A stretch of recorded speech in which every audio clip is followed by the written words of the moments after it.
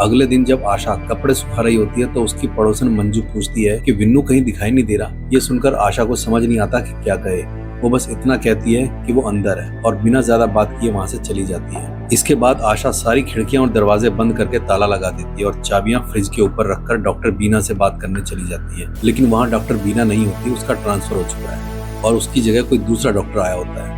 वो आशा को बैठने के लिए कहता है और पूछता है कि आपकी क्या प्रॉब्लम है, लेकिन आशा बिना कुछ बोले वापस लौट आती है। उसी समय जॉर्ज आशा के घर जाता है जहाँ ताला लगा होता है। उस वक्त मंजू जॉर्ज को देखकर पूछती है कि आप कौन है और किस लिए आए हैं। पता चलने पर वो कहती है सर वे लोग यहाँ नहीं है, कहीं बाहर गए हैं। वैसे वो घर अच्छा नहीं है, वहाँ ज्यादा देर मत रुकिए। ये सुनकर जॉर्ज शॉक हो जाता है और समझ नहीं पाता कि उसने ऐसा क्यों कहा। जब वो वजह पूछता है तो मंजू बताती है आशा और उनके परिवार को इस घर में आए 2 साल हुए हैं। उस घर में कोई समस्या है। 7 साल पहले उस घर में एक आदमी ने अपनी पत्नी और बेटी को जहर दे दिया था और फिर खुद फांसी लगाकर अपनी जान दे दी थी। उसके बाद 2 साल तक वो घर खाली पड़ा रहा। फिर घर के मालिक ने उसे रेंट पर देना शुरू किया, लेकिन जो भी उस घर में आता है वो 1-2 महीने में ही घर छोड़कर चला जाता है। उसके बाद उस घर में एक बैंक एम्प्लॉय आया था। वो बहुत अच्छा इंसान था। पता नहीं क्या हुआ, लेकिन उसने भी फांसी लगाने की कोशिश की थी। इसी वजह से हम उस घर के सामने जाने से भी बहुत डरते हैं। ये सब सुनने के बाद जॉर्ज और ज्यादा डर जाता है और वहाँ से तुरंत वापस चला जाता है। बाद में आशा घर आकर जॉर्ज को फोन करती है और पूछती है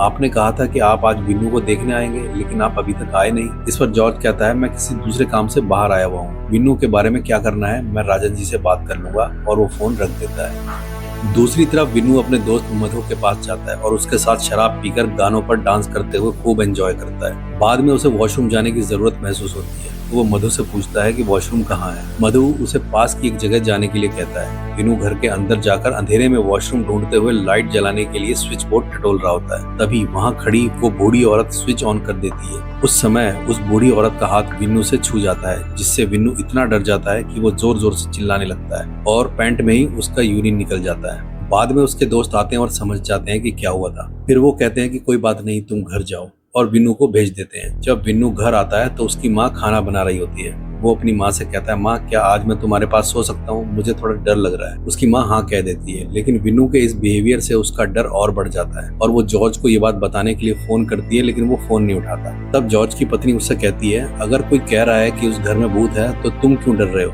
पहले तुम्हें पता लगाना चाहिए ना कि वहाँ क्या हुआ था।